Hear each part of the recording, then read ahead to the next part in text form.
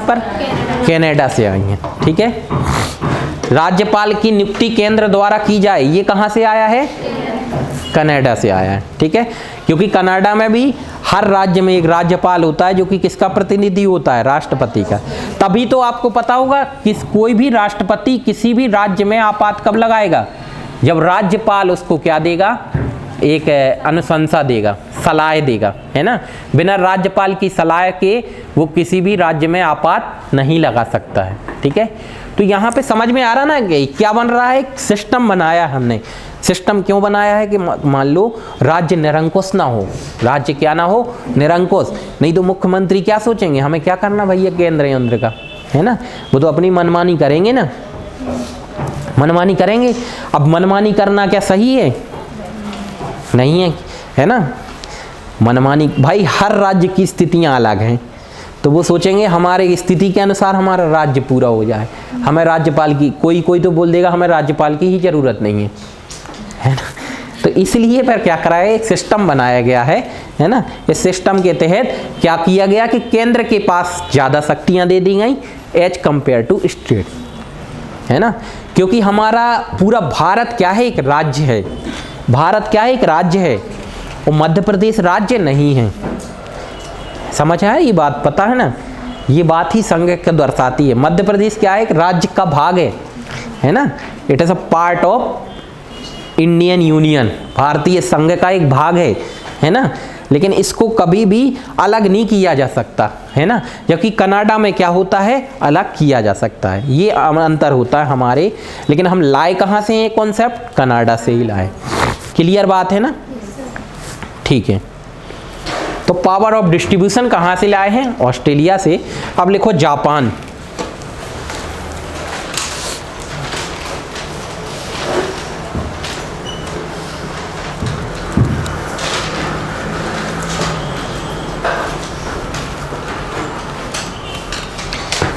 इससे लाए हैं हम विधि द्वारा स्थापित प्रक्रिया।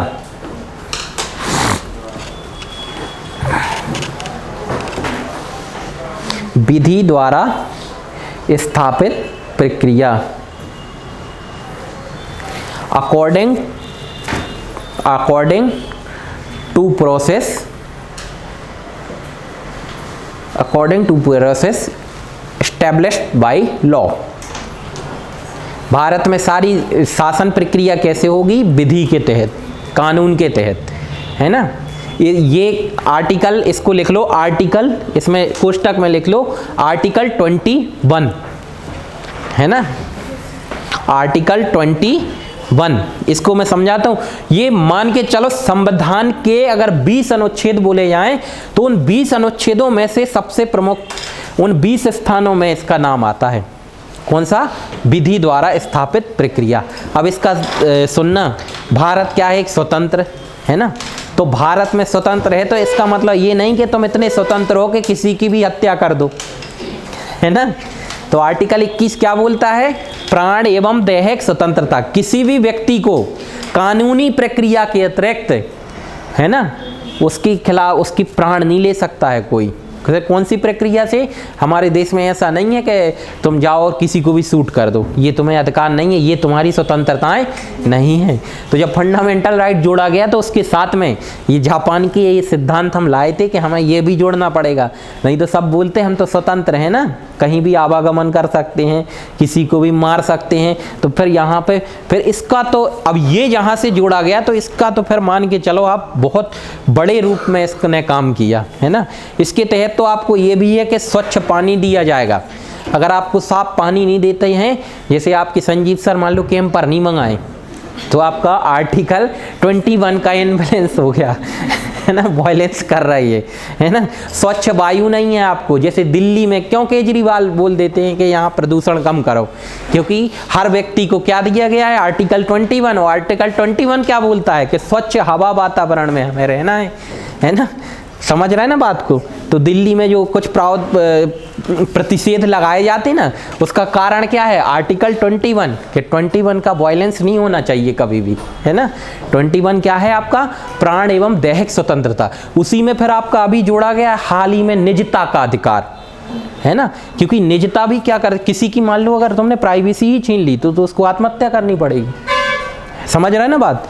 तो अभी हाल ही में 2016 में निजता का अधिकार भी जोड़ा गया है, प्राण एवं दैहिक स्वतंत्रता। ये क्या है आपका, ये आर्टिकल बोलता है, क्या बोलता है कि कानून प्रक्रिया के अतिरिक्त और किसी भी व्यक्ति के को जीवन से कोई भी समझौता नहीं किया जाएगा, या कानून प्रक्रिया के अतिरिक्त किसी की भी कोई भी मतलब जान नहीं ले सकता है, ठीक है। ये कहलाता है आपका विधि द्वारा स्थापित प्रक्रिया। ये कहाँ से आई है, जापान से, ठीक है। अब लिखो जर्मनी, जर्मनी, जर्मनी कहाँ है, जमीन में, वो जमीन में क्या आते हैं, भूकंप।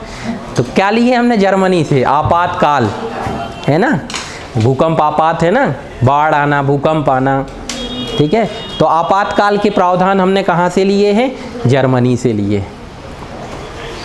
जर्मनी से हमने लिया है आपातकाल। अब लिख लो दक्षिण अफ्रीका,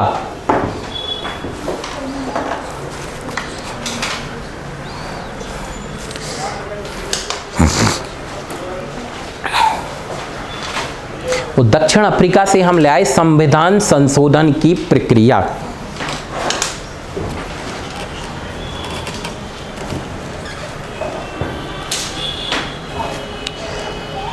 क्या ले आए, संविधान संशोधन की प्रक्रिया। संविधान संशोधन हम कहाँ से लाए हैं, साउथ अफ्रीका से। साउथ अफ्रीका का कॉन्स्टिट्यूशन ऐसा है जिसमें बदलाव किया जा सकता है, तो हम लाए तो वहाँ से, लेकिन हमने उसमें क्या किया, ऐसा नहीं कि पूरा संविधान ही बदल दो, है ना।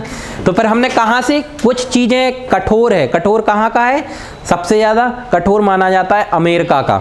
अमेरिका में संविधान संशोधन सबसे कठिन है, तो कुछ हम अमेरिका से लाए, कुछ हम किससे ले आए, ब्रिटेन से ले आए, है ना। वो दोनों को मिलाकर, इसीलिए हमारा जो संविधान संशोधन की प्रक्रिया है वो अत्यंत सरल भी है और अत्यंत कठोर भी है ना। कुछ संविधान संशोधन में तो बड़े आसानी से हम संशोधन कर सकते हैं, कुछ आर्टिकल में संशोधन करने के लिए थोड़ा बड़ी प्रक्रिया है, वो कुछ आर्टिकल ऐसे भी हैं जिनमें कभी भी संशोधन नहीं किया जा सकता। जैसे आर्टिकल, कौन सा आर्टिकल, बहुत सारे ऐसे आर्टिकल हैं जो कि केंद्र और राज्य के संबंधों का है ना। तो बाकी सब में कोई भी ऐसे आर्टिकल को स्पेसिफाइड नहीं किया गया है भारत में कि इसमें संशोधन नहीं लिख, सिर्फ क्या लिख देते हैं, संगठनात्मक ढांचा। कोई भी ऐसा संविधान संशोधन नहीं किया जाएगा जिसमें संवैधानिक ढांचे को प्रभावित किया जाए। अब फेडरल सिस्टम, ये कभी लिखा ही नहीं है कि इस आर्टिकल में संशोधन नहीं हो सकता, है ना। सिर्फ क्या बोला जाता है कि संगठनात्मक ढांचे इसको प्रभावित ना करें, ऐसे आर्टिकल को आप संशोधित नहीं कर सकते, है ना। लेकिन आज तक ये नहीं बताया गया है कि इस आर्टिकल को आप संशोधित नहीं कर सकते, है ना। तो इस आधार पर ये क्या है, एक न्यायालय की बात होती है। एक और लिख लो, रूस।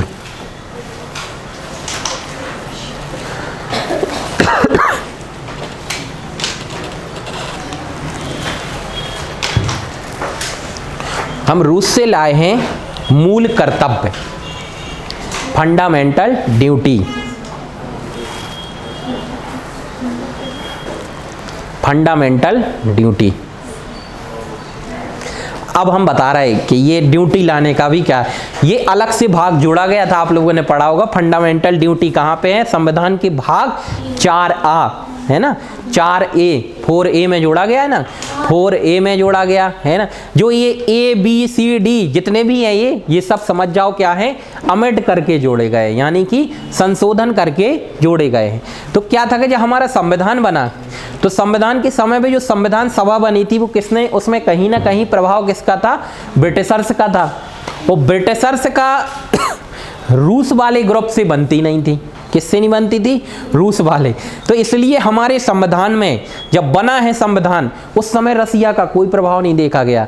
अमेरिका का देखा, ब्रिटेन का देखा, कनाडा का देखा, सब जगह घूमे, लेकिन रसिया का कोई भी क्षेत्र हमने नहीं टच किया था, क्योंकि रसिया कौन से ग्रुप में थी, ध्रुवीय राष्ट्र, है ना।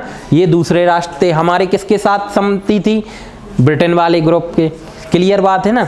तो बाकी सब देखे गए, लेकिन बाद में फिर किसकी सरकार बनती है, इंदिरा गांधी जी की सरकार बनती है। और उस समय पे उसके पहले थे लाल बहादुर शास्त्री जी। शास्त्री जी का भी रसिया मतलब रूस की अगर हम बात करें तो रूस से उस समय भी हमारे संबंधों में सुधार हुआ, क्योंकि दो लड़ाइयों में प्रत्यक्ष रूप से रूस ने हमारी मदद की, है ना। तो हमारे यहाँ पे क्या प्रभाव देखने को मिला, रूस का प्रभाव देखने को मिला। इसीलिए फिर हमारी प्रस्तावना में ये कुछ बात, पहले हमारा संविधान समाजवादी नहीं था। क्या नहीं था?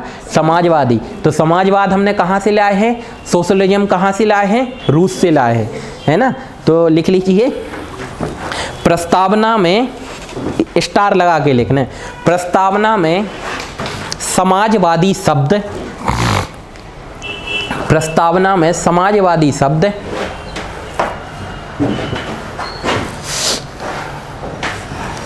समाजवादी शब्द 42वें संविधान संशोधन के द्वारा 42वें संविधान संशोधन के द्वारा जोड़ा गया है। और ये कहां से लाया गया है? रूस से। आपको पता होगा 42वां संविधान संशोधन कब हुआ था? 1976। और 6 में क्या था? आपातकाल। आपातकाल मतलब सुप्रीमो पूरे देश की कौन थी? इंदिरा जी। और इंदिरा जी पे प्रभाव कौन से देश का था सबसे ज्यादा? रूस का। और रूस की विचारधारा कैसी है? समाजवादी। उसके पहले हमारे भारत में समाजवाद नहीं था। समाजवाद क्या बोलता है पता है आप लोगों को? क्या है सोशलिज्म? कार्ल मार्क्स सुने ना, लेनिन, ये सब किसको सपोर्ट करते थे? समाजवाद। समाजवाद क्या है कि अगर एक रोटी है तो सब में बांट के खाओ, ये है समाजवाद। और पूंजीवाद क्या है? जिसने पहले उस रोटी को पा लिया वही खा ले, बाकी भले सब भूखे बने रहें, है ना। ये होता है पूंजीवाद।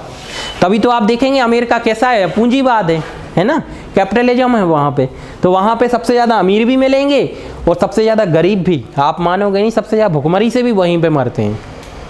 क्लियर बात है ना, क्योंकि वहाँ पे क्या है? पूंजीवाद है। क्लियर है ना। तो समाजवाद यही है कि अगर एक रोटी है तो सब में बराबर बांट दी जाए। तभी तो जब से हमारे यहाँ पे समाजवाद जोड़ा गया तब से हमारे यहाँ पे योजनाओं का युग शुरू होता है। उसके पहले कोई ऐसी बृहद योजनाएं नहीं थी, लेकिन उसके बाद क्या बन गया? सरकार का दायित्व बन गया कि बेरोजगारी हटाओ, गरीबी हटाओ, है ना। तो 4th प्लानिंग, 5th प्लानिंग जो अर्थशास्त्र में आई हैं उन सब में गरीबी और बेरोजगारी पे विशेष ध्यान दिया गया है। क्लियर बात है ना। तो ये प्रश्न अभी हाल ही में एमपीपीएससी ने पूछा है कि समाजवाद प्रस्तावना में कहाँ से लिया गया है? रूस से। कौन से